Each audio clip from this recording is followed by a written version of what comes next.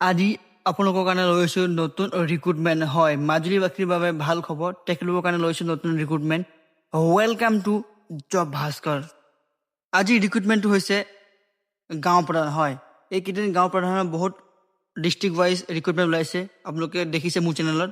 মই আকৌ এবাৰ কৈ দিছোঁ এইটো হৈছে মাজুলীৰ ৰিক্ৰুটমেণ্ট গাঁও প্ৰধান গাঁওবুঢ়াৰ ৰিক্ৰুটমেণ্ট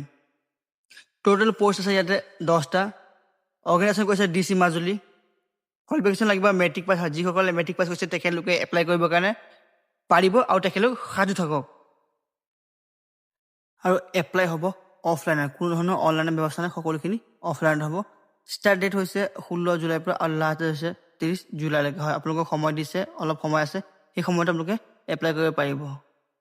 ইয়াতে দৰমহাৰ কথা লিখিছে পাৰ মান্থ আপোনালোকে 14,000 টকাকৈ পাব ইয়াতে আপোনালোকে এপ্লাই কৰিবৰ কাৰণে মই আপোনালোকক কৈছিলোঁ আগতে 10 পাছ কৰা হ'ব লাগিব যদি আপোনালোকে 10 পাছ কৰিছে তেতিয়াহ'লে আপোনালোকে এপ্লাই কৰিবলৈ পাৰিব আৰু বয়স সীমা আপোনালোকক লাগিব কমচে কম 30 বছৰৰ ভিতৰত আপোনালোকৰ বয়স সীমা লাগিব আৰু কিছুমান কথা মনত ৰাখিবলৈ আপুনি ইণ্ডিয়ান চিটিজেন হ'ব লাগিব লগতে সেইখন গাঁৱৰে হ'ব লাগিব আৰু লগতে আপোনালোকে কোনো ধৰণৰ চৰকাৰী পইচা দি হ'ব নালাগে এমপ্লয়মেণ্ট এক্সচেঞ্জৰ আপোনালোকৰ ৰেজিষ্টাৰ নম্বৰ লাগিব তেতিয়া আপোনালোকে এপ্লাই কৰিব পাৰিব কোনো ধৰণৰ আপোনালোকৰ পলিটিকেল ব্ৰেকগ্ৰাউণ্ড বা আপুনি পলিটিকেল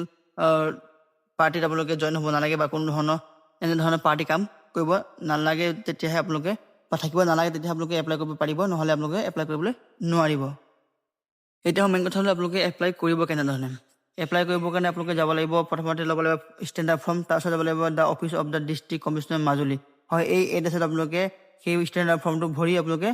ফিল আপ কৰি জমা কৰিব লাগিব 30 তাৰিখৰ আগলৈকে হয় 30 তাৰিখে যদি আগলৈকে আপোনালোকে জমা নকৰে তেতিয়াহ'লে ফৰ্মটো একচেপ্ট কৰা নহ'ব সেইকাৰণে আপোনালোকক এই এড্ৰেছটোত আপোনালোকে জমা কৰিব লাগিব লগতে কিছুমান ইম্পৰ্টেণ্ট ডেট কৰি দিছোঁ এই নটিফিকেশ্যনটো আউট হৈছিলে 14 তাৰিখে 14 জুলাই এপ্লাই ষ্টাৰ্ট হৈছিলে 16 জুলাইত আৰু এপ্লাই এণ্ড হৈছে 30 তাৰিখ হয় 30 এপ্লাই এণ্ড হৈছে 30 তাৰিখে 4টা বজালৈকে আপোনালোকে এপ্লাই কৰিব লাগিব যদি এপ্লাই কৰিব নোৱাৰে 4টা বজালৈকে তাৰপিছত আপোনালোকৰ ফৰ্মটো একচেপ্ট কৰা নহ'ব এইখন হৈছে ষ্টেণ্ডাৰ্ড ফৰ্মখন হয় এইখন ফৰ্মতে আপোনালোকে ফৰ্ম ফিল আপ কৰিব লাগে মই আপোনালোকক দেখাই দিছোঁ টু দা ইয়াতে লিখিব লাগিব আপোনাৰ ক'ড দিব পোষ্ট নেম ডিপাৰ্টমেণ্ট নেম সকলোখিনি নাম টাউন ভিলেজ সকলোখিনি ইয়াতে ফৰ্ম ফিল আপ কৰিব লাগিব এই ফৰ্ম ফিল আপ কৰাৰ পিছত আপোনালোকে জমা কৰিব লাগিব ডি চি অফিচ মাজুলীত 4টা বজাৰ আগত 30 তাৰিখত 4টা বজাৰ আগত আপোনালোকে এপ্লাই কৰিব লাগিব এইখন হৈছে আপোনালোকৰ অফিচিয়েলি নটিফিকেশ্যনটো হয় এইখন হৈছে অফিচিয়েল নটিফিকেশ্যনটো মই আপোনালোকক দেখুৱাই দিছোঁ মাজুলী চক্ৰ আহতগুৰি কমলাবাৰী সকলোখিনি ইয়াতে আছে আপোনালোকে ভিডিঅ'টো প'ষ্ট কৰি এবাৰ চাব পাৰিব বা যদি স্ক্ৰীনশ্বট লাগে তেতিয়াহ'লে আপোনালোকে স্ক্ৰীনশ্বটটো ল'ব পাৰিব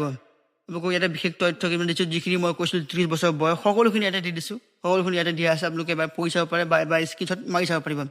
যদি ভিডিঅ'টো ভাল লাগিছে চেনেলটো ছাবস্ক্ৰাইব কৰি দিব আৰু নিজৰ বন্ধু বান্ধৱীৰ লগত এই ভিডিঅ'টো শ্বেয়াৰ কৰিব যাতে এই চেনেলটো সকলোতকৈ প্ৰথমতে আপোনালোকে